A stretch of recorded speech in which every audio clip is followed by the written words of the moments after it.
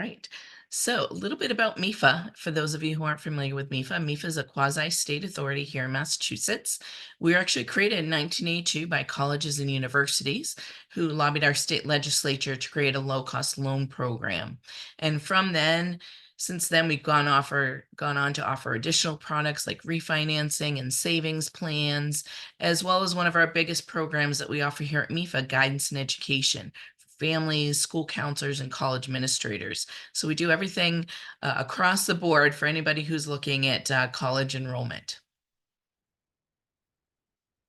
All right, so congratulations, parents, students, if we have any students on the line, for getting to this part in the process.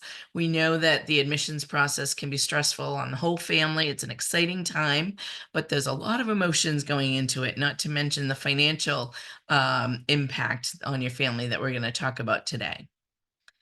So here's what we're going to talk about. We're going to start with some FAFSA updates, which because of all the delays with the FAFSA and all the FAFSA issues that some of you may have gone through, we just want to touch base about that and give you some updates in case you're still working through that. Then we'll get into the real meat of the program to make sure you understand what's going to be on a financial aid offer, understand all those line items, how to compare the offers, and then different options to pay the college bill and free resources that are available for you. We will talk a little bit about loan programs, but we do have a webinar coming up in June and July that I'll show you the QR code. You can sign up for that today, where we are going to get into the nitty-gritty about loans, details, comparing rates, looking at disclosure statements. So we'll talk about loans a little bit today, and then we can dig into the fine details as well. But if you have any questions, whether it's about loans or your FAFSA or what's on your financial aid offer, if you've been fortunate to get some of those already, then feel free to type those in the Q&A and we'll answer your questions. All right, so FAFSA, as many of you know, we have a new FAFSA this year, and there was a lot of delays in getting that launched. It actually didn't launch till I think December 30th. And some of you may have filled out the FAFSA or have started to and then got stuck. There's been a lot of issues with the FAFSA, so I'll make a long story short there. In general, the new FAFSA is going to be a great program, and some families have been able to fill it out and be done with it in 10 minutes or less. So it will be a good FAFSA. There's going to be more financial aid available, but there's been some issues with it. So let's talk a little bit about those.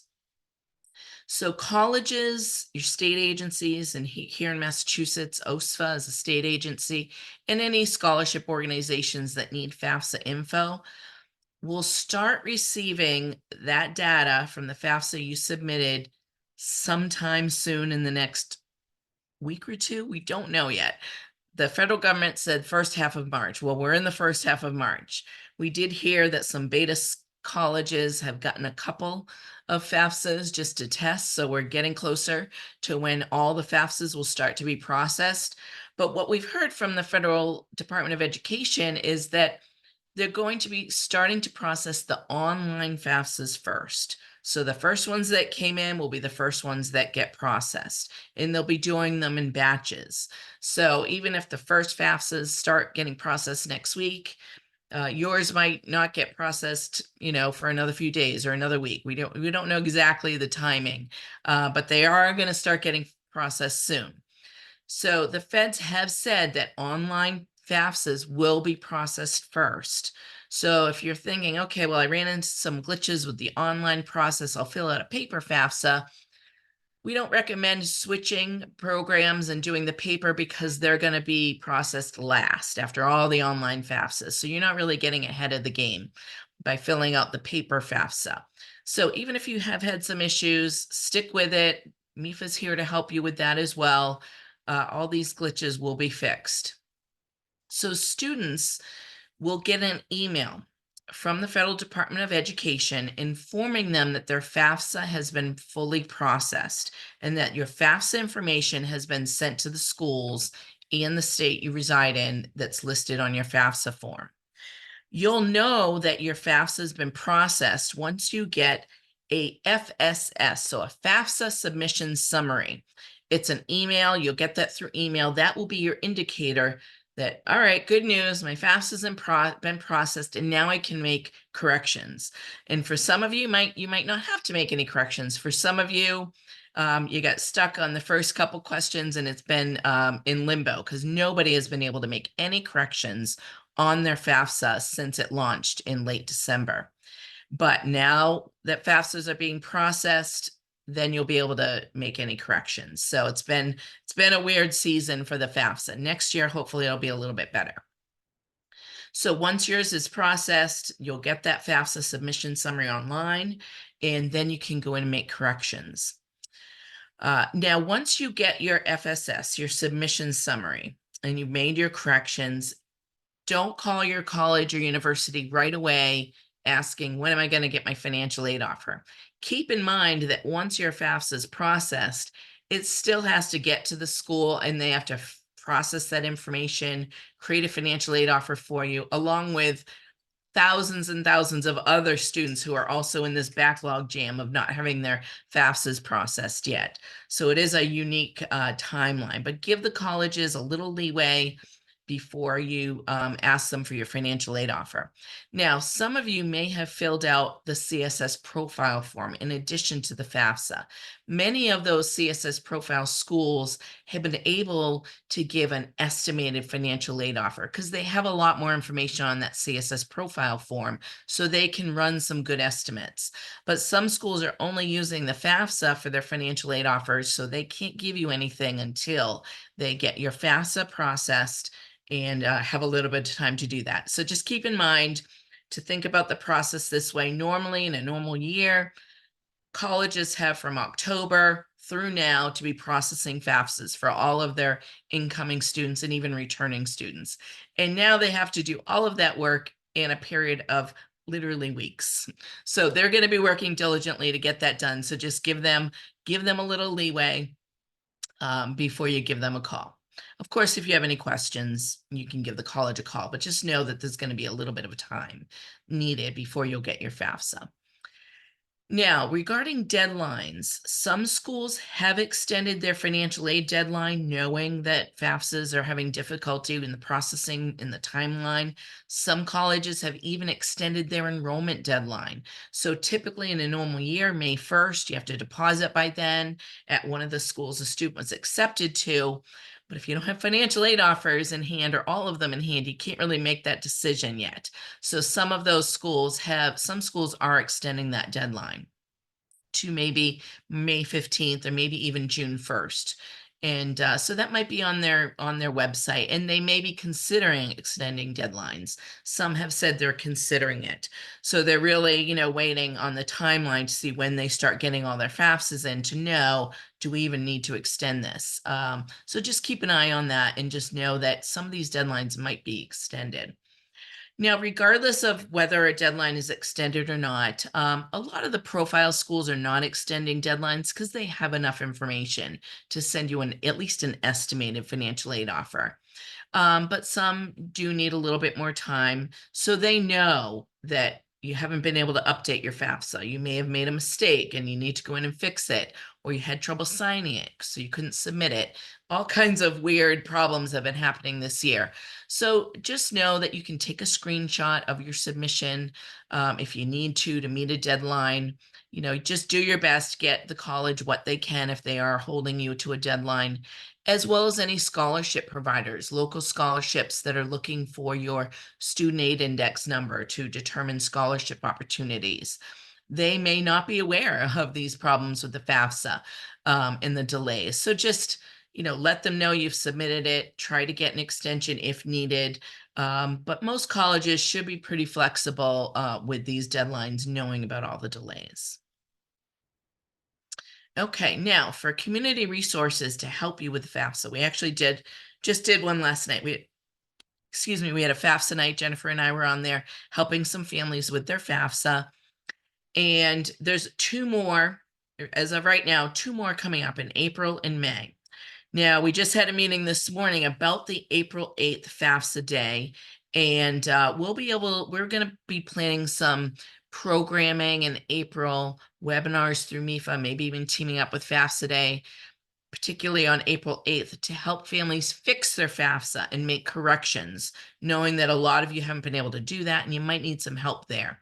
Or you might just be stuck and need to dial in on a Zoom. We have one-on-one help there where we can put you in a Zoom room with a financial aid professional. So definitely scan these QR codes. They're on the MEFA website as well as on FAFSA Day. So we can definitely help you there with fixing your FAFSA or helping you get it submitted. All right, so I'm going to stop real quick, see if anybody has any questions about FAFSA, because I don't want to move on to the bigger topics you're here to listen in on if we have questions, but I don't see any in the Q&A. So I think we're good to keep going. But feel free to type those in, and Jennifer will stop me if needed. All right, so let's talk about the items that you're going to see on a financial aid offer, which should be arriving sometime in April for most of you. Some of you, as I mentioned, may have gotten an estimate already. Now, what you're going to see on these financial aid offers, the first line items you're going to see are going to be monies that the college has given you. So they want you to know what they're putting up front. They want to, highlight that, whether it's merit-based aid or need-based aid. They're going to put their university or college grants and scholarships first. Then you'll see any federal grants or scholarships that you might be eligible for, as well as any state grants or scholarships. So grants and scholarships, that's the good stuff. That's what everybody thinks about when they think of financial aid. It's free money. You don't have to pay it back. Now, work study, some families, some students may be eligible for work study. That is a federal program. It is based on financial need. So not everybody is going to get work study. But it is a way for a student to get a job on campus, a part-time job, where they earn a little bit of money to help pay for some of those unbilled expenses like books, supplies, transportation back home, things like that. On this example, you can see this student received a federal work study program allotment of $1,500. So that means this student can earn up to $1,500 for the academic year under that program. And they do have to apply for this work study job, so it's not assigned to them. It might be a job in the library, in the financial aid office, in the cafeteria. It could be a number of different jobs on campus, but it is a good way for the student to help contribute towards the bill. I always recommend that students work a little bit part-time while they're in school. Unless they're playing a varsity sport and a pre-med major, they have time to work a little bit. In fact, studies show that students who work part-time actually get better grades because they have better time management skills. And the other benefit of work study is any income the student earns is not reported on the FAFSA the following year's income. So there's that extra benefit there. Then you may see federal student loans. Most of you will have some sort of federal direct student loan on your financial aid offer. It just depends on whether part of it is subsidized or not. So in this example, we see a $5,500 total federal direct loan. The next slide is going to go over that loan in detail. So I'll go over the rates and the terms. But it is a loan for the student to take out in their name where they don't need to have a cosigner. So it's a good way for them to help contribute there. So all of these sources, whether it's federal, state, or college and university aid, all of it should be on your financial aid offer when you get that. Now, if you have a couple of them in the door already, you'll see that they look different from school to school. There's no standardized financial aid offer form. So you might get a paper version from one school, and another school you might need to log into their portal.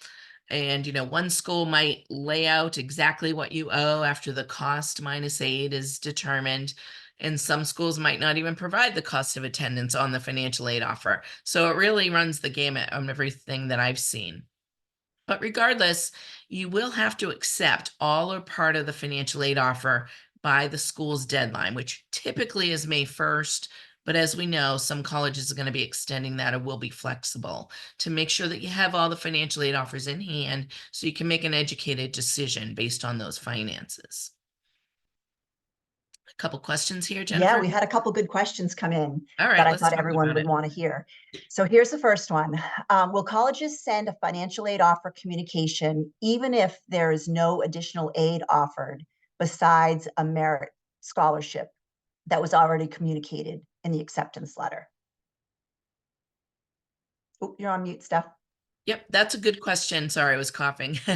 Um, because usually, even if you don't get a penny of free money from the college, most colleges, if you apply for financial aid, you're still going to get a financial aid offer that might have any merit that you money that you got, but it also will have that federal direct student loan on there. So you should have something. I have seen financial aid offers that only have the federal unsubsidized loan on there. And that could happen if your family doesn't qualify for need-based aid, but you will see the merit-based aid on there as well. Great, thank you. And then one more question. This goes back to the FAFSA. Um, is the status of the FAFSA, when it's processed, is that visible to the parent or contributor, or is it only visible to the student? And that's Yeah, really both of you should be able to log into the FAFSA once it's processed to see the status. But the FSS, the FAFSA submission summary, will be going to the student's email. So that's who that email will be going to. But both student and contributors should be able to log in and see any status updates. okay. Great. Good for now. Okay, we'll Good keep for now. moving. Thank Thank you. you. Okay, so merit-based aid and need-based aid. Let's just talk a little bit because you'll see both, you might see both of these from schools. So merit-based aid is going to be based on a student's academic achievement, talents, or skills. Typically, merit-based aid is awarded from a college based on the overall admissions application.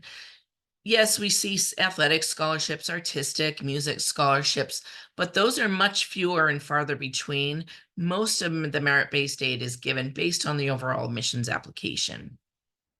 Now, the criteria to receive merit-based aid is going to differ from school to school. Some schools don't even offer merit-based aid, like an Ivy League school where all of their students are meritorious. They don't offer merit-based aid, but most schools do offer some kind of merit-based aid.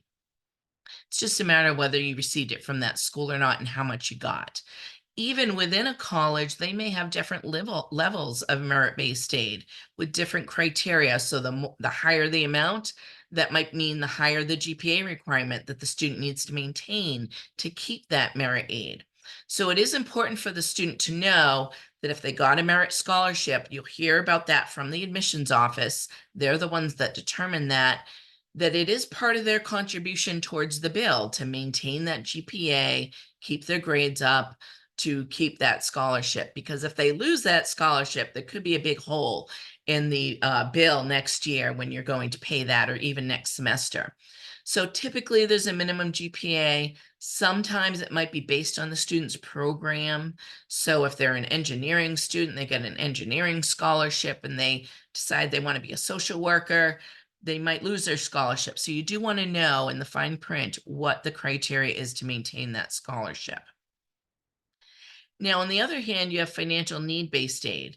So a lot of families, even if they're, middle, upper middle income, that you might still qualify for need-based aid because some of the colleges you apply to might be $85,000. So you do actually have eligibility there, even at a higher income level.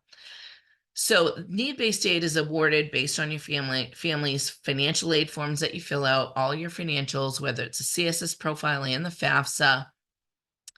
And with most colleges, they're not able to give families 100% of what you might be eligible for. So I'll show you how that works in a minute. But it doesn't mean that they don't give you enough to make it affordable. And some colleges might not give you any need-based aid. It really depends on the school, how much it is, and what your family's circumstances are. So most financial aid from the college, federal government, and state government is based on financial need. Now we know that even the state of Massachusetts, for example, has the Adams Scholarship, which is based on merit, but most of the aid that's given out is based on financial need. Now, there are a handful of schools nationwide. There's probably less than 100 that will say up front, we'll meet 100% of your full financial need. And that's great. If you are accepted to one of those schools, they're typically the schools you hear about in the news that have the bigger endowments. But just be aware that there might be some gaps or unmet need in your financial aid offers, and that's very common. All right, so let's talk about that federal direct student loan. And as I mentioned, this is a loan for the student to take out. without a cosigner. It really is a good way for the student to have a little skin in the game, take on some of the borrowing responsibility, and have that contribution. Can help them build credit. Now, if your family needs to borrow anything at all, we always recommend start with these federal direct student loans first before you go on to any other type of program, because these federal direct student loans have a lot of built-in benefits that a private lender wouldn't be able to offer, that the federal government is. So there are limits, though, to how much a student can borrow. You can't borrow unlimited amounts like you would with maybe a private loan. So the maximum a freshman can take out is $5,500. The interest rate right now for students who are in school and have a loan this year is 5.50% fixed, which is on the low end compared to, education loans in the industry. So as a relatively low fixed interest rate, although the rates did go up last year, and who knows, they might go up again this year, but typically, they are fairly low compared to the market. It could come in two different flavors. Part of this loan might be subsidized, meaning interest is not going to accrue until after the student leaves school. So it's interest free basically while the student's in school. Now, the subsidy does have a financial need component to it, so not every family is going to qualify for that subsidy. If you don't qualify for the subsidy, you may see all or a larger part of your loan unsubsidized, meaning interest will accrue while the student's in school. So if we look at that $5,500 freshman year loan, let's break that down. Up to $3,500 of it could be subsidized if you qualify, and the rest, $2,000 or even up to the full $5,500, would be unsubsidized. Now, that doesn't mean that you can't make payments on that interest while the student's in school so that it is paid off before they graduate, because it should be a small amount. They're borrowing relatively smaller amounts. And there is a fee that's deducted from this. I did see something online today that President Biden's budget proposal is eliminating student loan fees. So let's keep our fingers crossed that that goes through. But right now there is a fee, little over little over 1.057%, excuse me, that's deducted from the loan amount. So keep in mind when you're trying to get your bill due amount to the penny, just know that the full amount of $5,500 isn't going to be applied to your bill. It's $5,500 minus this small fee. Now, every student is going to have to go through what's called entrance counseling. After the student signs the promissory note online, they have to do entrance counseling. And that FSA ID or student aid government ID that the student used to file the FAFSA, they're going to use that same ID to fill out their promissory note and access their account online and do their entrance counseling so that they understand their rights and responsibilities as a federal student loan borrower. Now, no payments are due while the student's in school. That's another added benefit to this loan. And once they get out of school, there are several repayment options, including forgiveness options that, we'll have webinars on that when students are nearing graduation. We do them every spring to go over those federal repayment options in fine detail. But just know that there's a lot of flexibility with this loan. And during the pandemic, you may have seen that there was no interest being charged on these loans. For a number of years, students didn't have to make payments on these loans. And those are things that you just wouldn't hear from about a regular, bank-based loan, especially, not charging interest. You just don't see that much. So that's, there's a lot of little benefits like that that make us want to recommend this loan first if families do need to borrow. All right, so when we're figuring out the balance due, first thing you want to find out is what are you going to be charged? So not just the cost of attendance, but what are the actual billed charges? You want to take that number, which is going to include tuition and mandatory fees. If the student's living on campus, it's going to include housing and food, as well as health insurance. In Massachusetts, every student is required to be insured. So if your student is insured under your plan, you can waive that charge of the health insurance. And you definitely want to do that, once you get your bill.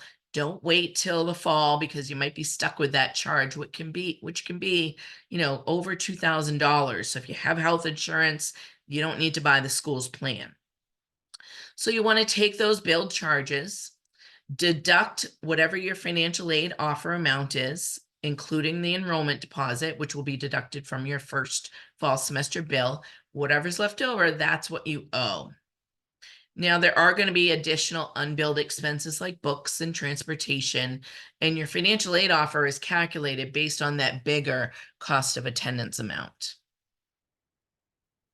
Now, this tool here, I'm going to demonstrate for you, MEFA's college cost calculator. It allows you to utilize this tool to really line up those financial aid offers side by side. Now, MEFA does offer one-on-one appointments this time of year, well, really throughout the year, but this time of year, we have a lot of families who need help understanding their financial aid offers. So I usually have them email me their financial aid offers, and we set up a Zoom appointment where we can share screens, but you can do this on your own. You don't have to set up an appointment and line up the billed charges and the financial aid offers. I like doing it this way because it allows you to look at everything in just, black and white without the fancy brochures that they might be sending in the cover letters and, all the additional information. We can just put in the numbers and analyze those numbers. So I'm not going to fill out the whole thing. I just want to show you real quick how it works. And then you can use this tool or you can create your own spreadsheet using these line items. So we'll put in, I'm making up these numbers here. I'm pretending it's a Northeast private college. So 50,000 tuition and fees, and food and housing, we'll use 15,000 as an estimated amount. Books and supplies, we'll put in about 2,500. Now, usually the unbilled expenses on your financial aid offer or bill, they'll be usually in small print or italics. The college will recommend that you set aside a certain budget amount for books and miscellaneous expenses. And this calculator also has little tips here if you click on the little information bullet. So I'm going to put in 0 for health insurance since we waived that charge. And then if you have any extra charges that you want to, include, let's say they need a laptop, we'll just put that in there just so we can add things up here. And you can see down at the bottom, it adds up the cost for you.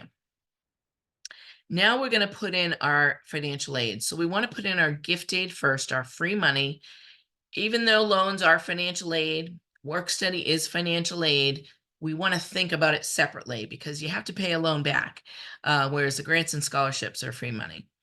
And so we'll just pretend that they were eligible for a Pell Grant,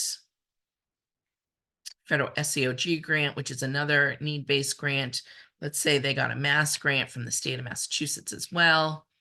And then the college, you'll usually see some of the larger line items, especially from some of the private colleges that might have bigger endowments from the college side. So I'm going to put in a $25,000 scholarship here. And if you know of any other outside scholarships that the student may have received, you can put those in here as well. So it could be local scholarships. Usually students find out about those during graduation time from high school, but you may have applied for others on MEFA Pathway or FastWeb. So let's pretend that we got, another 2,000 in outside scholarships. And you will need to report those scholarships to the financial aid office at the college that they're attending.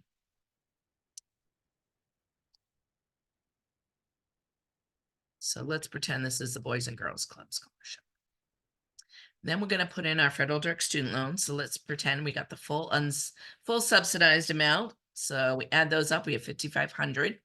Some colleges do have small loan programs.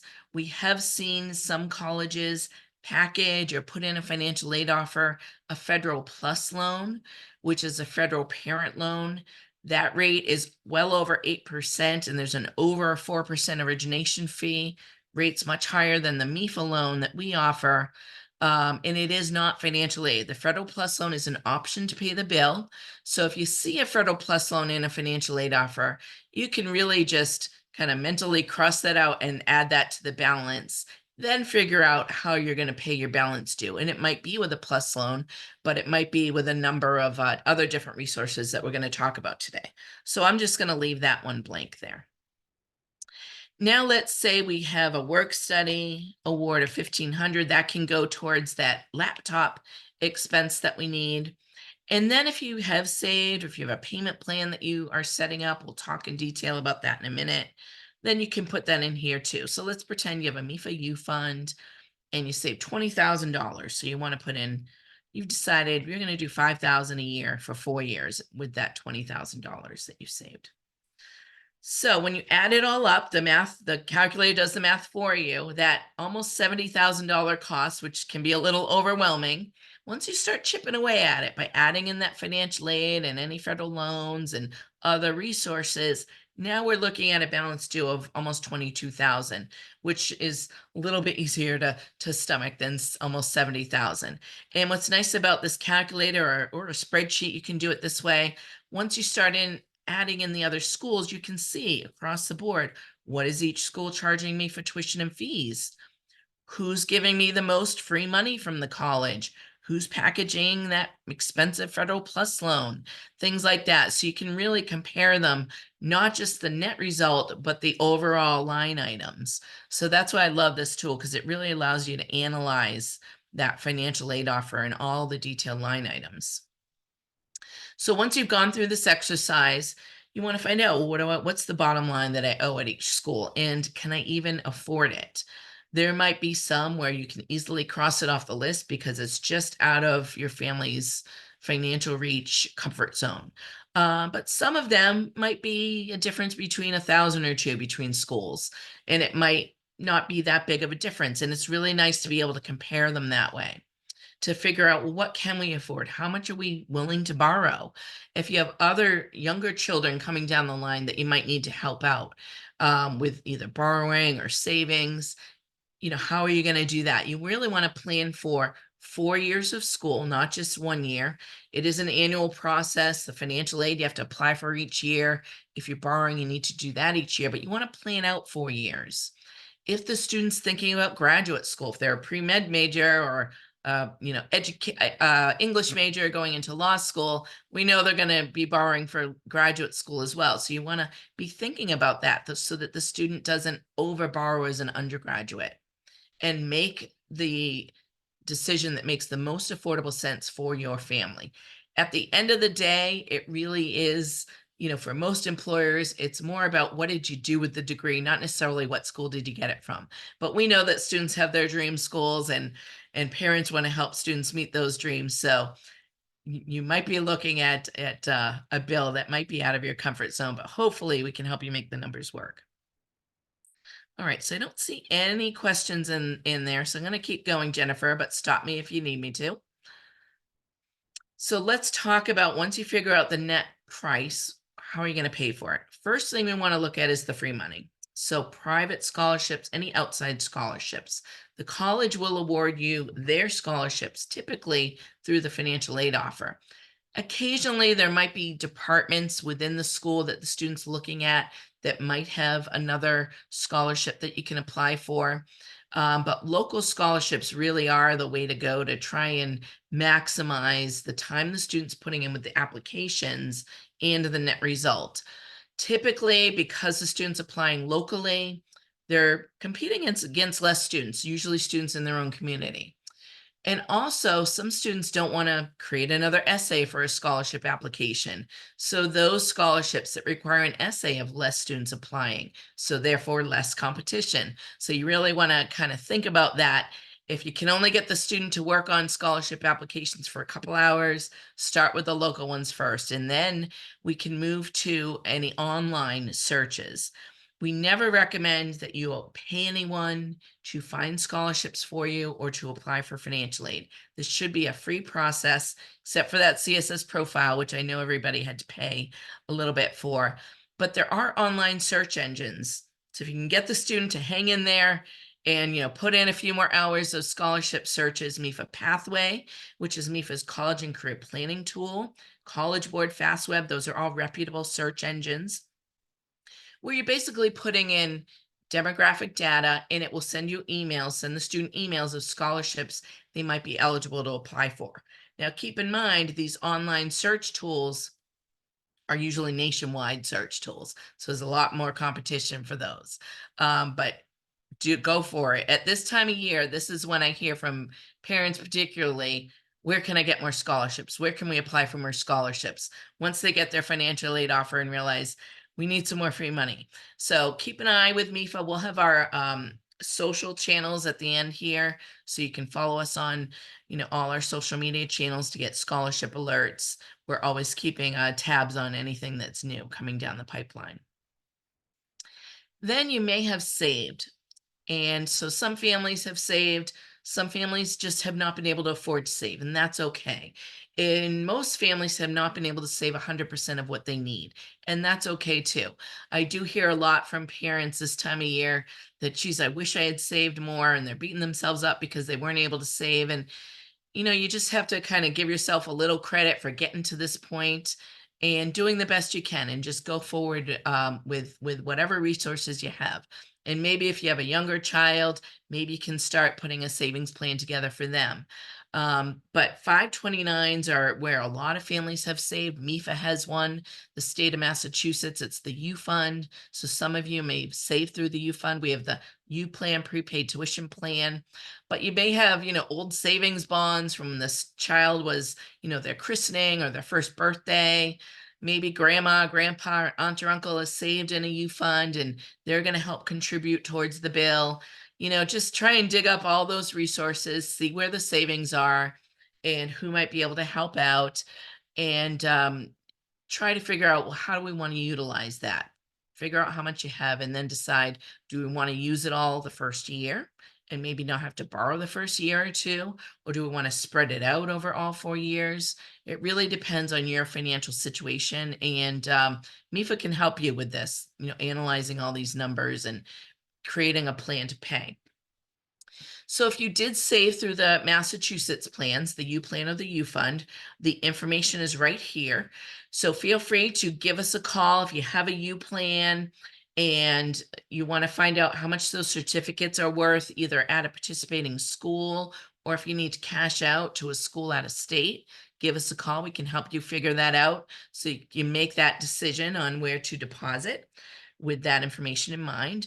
And also Fidelity, who runs the U Fund, they manage that program for us. They're there on hand as well to give you any guidance of how to utilize your funds and how to get distributions. So you can count on them to help you out with your U Fund as well. So once you've looked at past income with savings, then you want to look at, what do I have on hand out of current income? So we're doing all this before we even think about borrowing additional loans. Every college has what's called an interest-free monthly payment plan. And it's a way for you to budget and spread out payments over a period of 5 to 12 months, depending on the school and their plan. It could be a semester by semester plan. Some schools have an annual plan. But the nice thing about this is that there's no interest on these plans. It's really just a way to spread out the costs. So you don't have to pay a lump sum in the fall bill and a lump sum for the spring bill. It allows you to utilize that out-of-pocket cash that you can afford. Typically, those plans start in May, June, or July. So once you've decided where the student's going and you know that this is a plan you want to get on, you want to just get enrolled as soon as you can so that you can start take advantage of it right away. You should see this information on the school's student accounts website or Bursa website, maybe even the financial aid website will have a link. And they'll definitely send you this information with your bill once you've deposited and once those bills go out. Then as a last resort, once you've applied savings and any cash on hand or, monthly out of your monthly budget, you want to figure out, well, okay, I still owe money. I might need to borrow. So before you do that, you do want to think about a few things. Know what your credit history is looking like, because any loans above and beyond the federal direct student loan that we talked about, whether it's a federal plus loan or a federal MEFA loan or credit union loan, whatever you might be looking at, they are going to require credit history. And usually with most lenders, such as lenders like MEFA, we're looking for borrowers that have good credit. So if you don't have good credit, if you filed bankruptcy or had some credit issues, you can always add an additional cosigner usually. that might have a good credit score, like grandma or grandpa. Sometimes we talk with families and they have to look at that. The federal plus loan is very easy to get. So even folks who have had some credit issues, they might be eligible for that. So, look at those options, talk to the financial aid office if you are having those issues. But do think about the 4-year plan, even though it's an annual process to apply for a loan. If you're making, have payments on year one loan, whatever that amount is, multiply it by 4, estimating it out 4 years, and ask yourself, well, can I afford this payment by 4? To know that, okay, I'm probably going to need to borrow years 2, 3, and 4 if I need to borrow year one. Make sure you can afford those end payments. And if you're co-signing a loan with the student, just understand that if they're going on to graduate school or if they're going to be in a career that might not have a large starting salary, are they going to be able to help mom and dad make those payments on those parent loans or family loans? You want to be realistic about what those expectations are. Because I have talked to parents who said, okay, I'm going to co-sign the MEFA loan, but it's not our loan, it's the student's loan. And I always have to remind them that anybody co-signing a loan is equally responsible for that loan. So you really want to take into account how realistic it is for the student to be able to help make those payments, because they already have their federal student loan payments that are going to be about $300 a month. So you do want to keep that in mind. Then you want to look at the different types of programs that are out there. And we do have a comparing loan options webinar. I have a QR code at the end. You can sign up for one of those webinars where we'll go through all this in fine tooth detail. Where you want to look at fixed variable rates. What are you comfortable with? What is the repayment timeline? The longer the repayment timeline, the lower your payments. What is the responsibility of all the borrowers on there? And what is that actual rate that you're getting? Not just the lowest advertised rate from the lender, but based on your credit, what is your interest rate going to be? So if you're looking at credit loans that have ranges of interest rates, a lot of people usually fall in the middle. So look at that middle range. If the rates by a lender say 5 to 15%, well, you're looking at, closer to 10% there. That's a high interest rate. If your rates are, 5 to 8%, then that range is a little bit more narrow. You can kind of guess where your interest rate is going to be even before you apply. So those are just some things to think about. And I see we have a couple questions here, so I'll Yeah. stop real quick for questions. Yes. So this one is in regards to what you're speaking to here on the slide. When you say good credit score, what is considered a good credit score? Yeah, that's a good question. It depends on the lender what their credit criteria is. I can tell you with MEFA, our minimum credit score is 670 to get approved, and so the higher your credit score, the lower your interest rate. That's how most private lenders work. And then the credit scores for other lenders, I can't speak to those, but they're probably close to that, maybe even higher or lower. The federal plus loan, the federal government doesn't give out what that credit score might be, but we know that families who have low 600 credit scores, mid 600 credit scores, tend to be able to get approved for that plus loan. So it just depends on the loan. But when we say good, we're really talking about high 600s just to get approved. Yeah. And to get that lowest advertised rate from a lender, you're really looking at, low to mid 800 credit scores to get that lowest advertised rate, which, a lot of people aren't able to get that, but they might be able to get a really good rate with, a 700 credit score. All right. So I know we have another question there, but I took a sneak peek and we're going to answer that in a slide. So we'll talk about that one in a second, Jennifer. So when it comes time to just trying to figure out what is good credit? What is the monthly payment on these loans? What am I looking at? MEFA has a great tool here where you can estimate your loan payments before you even apply. And I use this tool in conjunction with the college cost comparison tool to try and help families come up with a strategy to pay. So let's pretend that we have a $20,000 loan that we're looking at. And you can change. The nice thing about this calculator, you can change the numbers and keep recalculating. And it's a freshman, so we have 4 years before graduation. Now I'm going to choose very good, so I'm kind of right in the middle there. and use that. That will determine the interest rates on this tool. And again, it's an estimated number here. So on a $20,000 loan, if you're doing quick numbers in your head, just think it's about $100 per $10,000 that you borrow, just if you're doing a quick scenario in your head. With the MEFA scenarios here, and again, we're just using this as an example, you can see if you start making payments while the student's in school, that's about $180, $230 a month, round numbers there. So the interest rates you can see are lower if you start making principal and interest payments while the student's in school. So very, very low interest rates compared to even the federal plus loan here. But we also have interest only if you want to do interest only while the student's in school.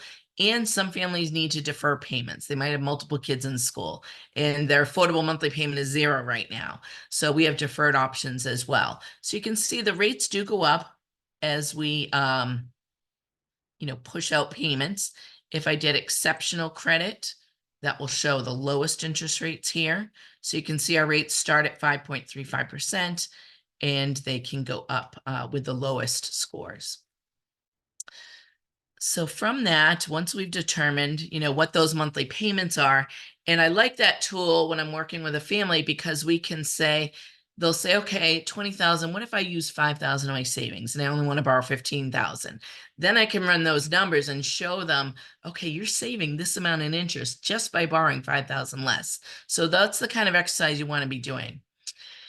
So one of the questions I ask families when we figure out what their balance due is, the first question I ask is, well, how much can you afford per month? Because I want to know how much can they put out on a loan payment, but also with that payment plan. Because if their affordable monthly payment is much higher than a minimum loan payment, well, we don't need to borrow the full amount.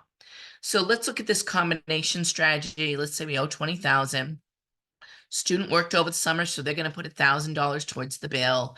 Parents, maybe they saved us $16,000 in a U fund. So they've decided they're going to spread it out $4,000 a year over 4 years. So there we go, $5,000 off the bill, chipping away at that bill.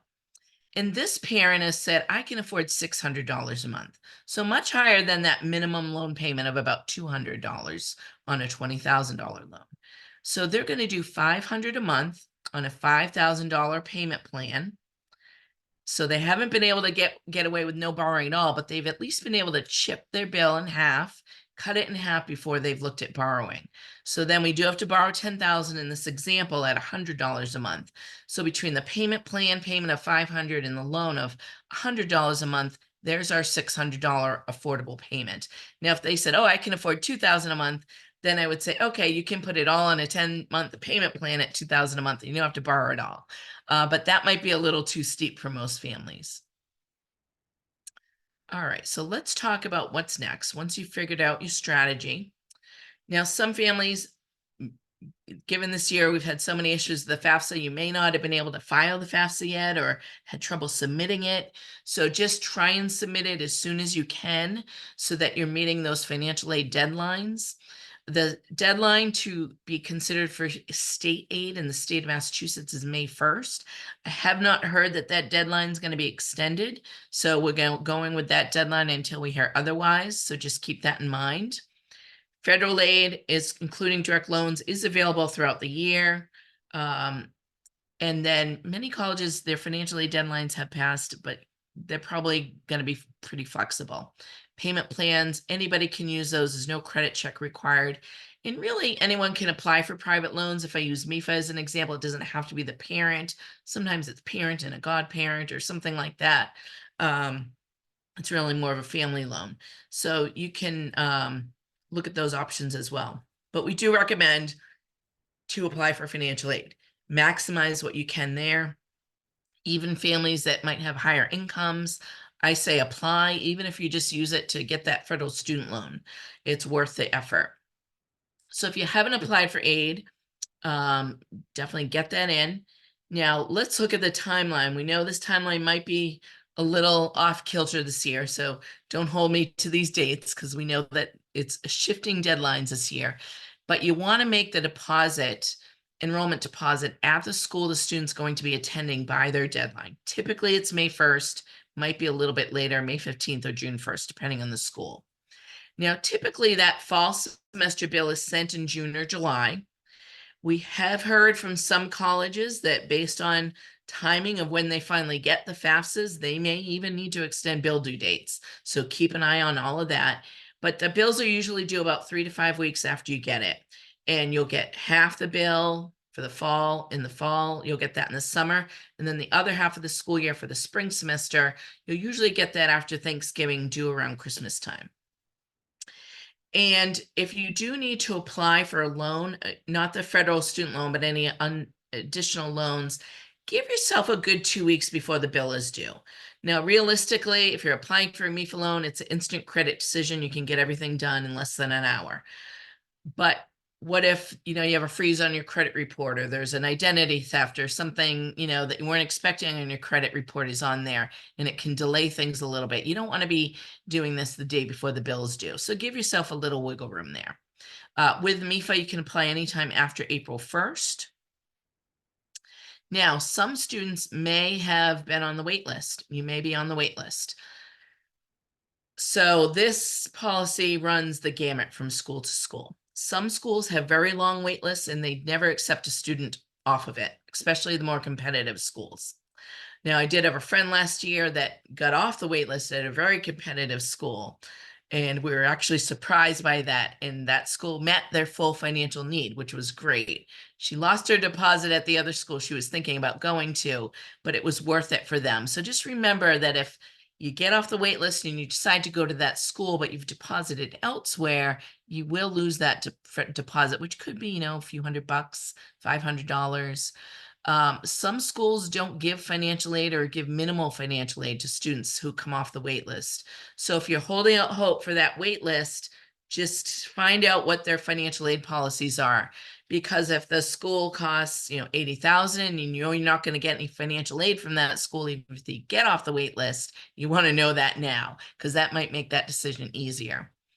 But with all that said, once you find out the details about the individual school, the student will need to formally accept their spot on the wait list. We're still in admission season with the wait list. Student wants to write a note to their admissions counselor, report any new grades or better test scores that can help boost their application. Interest in a school, demonstrated interest, does come into play on the wait list. They want to know, does the student still really want to go here? So keep in touch with them over social media. Keep an eye on the emails for updates on that. Okay, so let's talk about free resources. I know we're getting near that hour mark, so I'll start to wrap it up here. So let's talk about the financial aid office. They are going to be your number one greatest resource when you're getting through, these last stages of the process. The financial aid office is going to be giving you their best financial aid offer up front once your FAFSA is processed. They're not trying to hold back money. Now, with that said, when you filled out the FAFSA, for example, there's no way to put a note on your FAFSA. You're reporting 22 income. What if somebody lost a job in 2023? You need to report to the financial aid office. So you want to be talking to them about your special considerations. We've had a pretty mild winter, at least in Boston. So we haven't had too many crazy snowstorms, but you could have had a roof collapse. That's a special consideration. Things like that have changed your family's financial circumstances. Can you appeal your financial aid offer? And the answer is yes. So you want to find out from the college, what is their process? We actually have a webinar on our website about financial aid appeals, where we had a panel of financial aid administrators give guidance on this, what they expect, if there's a form on their website to fill out, things like that. But the financial aid office can also help you answer any questions about renewability. If you're getting an outside private scholarship that you're reporting to them, will that impact your financial aid offer? How to reach them? You can call them, you can set up a Zoom appointment. If you're going to any open campus programs, definitely recommend that you try to get to as many of those in person if you can. Typically, they'll have a financial aid session at those where you can talk to somebody. I'll be at Endicott College on April 6th. So if you got accepted there, you can come there. We have a lender fair where a bunch of us lenders will have a table to talk about our programs. And I believe we'll be at Curry College doing a similar program in Springfield College. So we'll be at a few schools this spring, so we might see you there. But regardless, the financial aid office is usually running programs. So definitely reach out to them with any appeals, any special circumstances. Now, some families don't really have a special circumstance. They just want to negotiate their financial aid offer. Typically, colleges aren't going to negotiate because they're giving you your best offer up front. But with that said, if it's down to a couple schools, Student's Dream School, who's giving less money than maybe School B, and student really wants to go to School A, but just tell them, we're having trouble making the numbers work. Is there anything you can do? And maybe they might be able to throw you a couple extra thousand of feel good money. We have seen schools do that, but it doesn't guarantee they will, or that they'll have anything to be able to give to you. It really depends on the school and the circumstance, but it never hurts to ask. But typically colleges don't per se negotiate financial aid offers. But if you're got accepted by a competitor school that's about the same price, they may want to see that financial aid offer to understand, well, geez, why is there such a big difference? So work with them. They're there to help you. MEFA's here to help you. Just kind of wrapping up now, and then we'll stop for Q&A. Everything MEFA does is free of charge. You call us, email us, one-on-one appointments, all of our webinars, blogs, videos, all of that guidance is free online for you to utilize. If you haven't signed up for our emails, if you're on this webinar, you probably are on our emails, but feel free to sign up. The website's right there. If you like podcasts, subscribe to our podcasts. We have great podcasts throughout the year. I've been on a few of them talking about loans, but feel free to call us or email us if you want to set up a one-on-one appointment as well. And especially right now, if you really want somebody to look at those financial aid offers, we can do that. Set up a Zoom appointment where we can screen share, and that seems to work pretty well. So we have lots of resources at MEFA, social media, with in-person and virtual events. I talked to you about our FAFSA Day. We did one last night. We're doing another one April 8th. Our podcast videos, all of our blogs. There's so much on our website. Just take a look, put it in the search engine, and you can find what you need. And you can also set up an appointment. We also have short videos that we're often putting on social media. So a couple of webinars coming up. If you have a U plan, you can scan this QR code with your phone and sign up. But if you're getting our emails, you'll get emails about these as well. In our Comparing Loan Options webinar, we're going to really go into so much more detail about loans.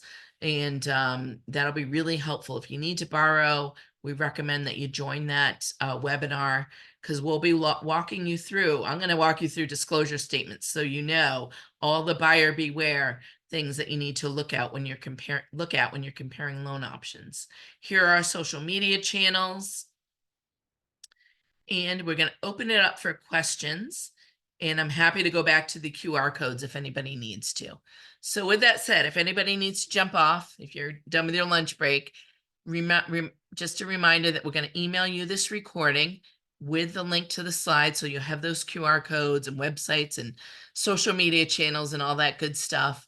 But don't be afraid to reach out to MEFA and get help, because we're a valued resource, free of charge. And that's what we're here for. So thank you for joining us. I'm going to open up for questions for those who might need to hop off. We just have one open question. Okay, This so is I know I fast. answered one about the appeals. Yes, no, that So was we have great. one. It says, Yep. how accurate is the SAI calculator on the MEFA site? And I actually know the answer to that because we've been getting a lot of great feedback from college administrators at colleges all over the country that have used our SAI calculator and run the numbers and found that it's actually extremely accurate. Is it accurate to the penny? It's really, it's probably a little bit more of an estimate, but it is accurate. So we have gotten confirmation from the actual professionals that that's a good calculator to use. Okay, I'm going to go back to the QR codes. We have a question about that U plan webinar that we have coming up. All right, so right at the 1 o'clock mark. So I'm gonna leave it open for another minute or so. Anybody else has questions, feel free to type those in the chat. And if not, you know how to reach us to get in touch if you need help. We're here, and don't be afraid, don't be shy. We're here for you. All right, I don't think we have any other questions. So thank you, Jennifer, for helping me behind the scenes. And we will be adding more of these programs throughout the spring based on whatever's going on in the FAFSA. We will be doing something about how to fix your FAFSA and update your FAFSA in early April. So keep an eye on your email for that. And good luck with the process. Thanks, everybody. Have a great day.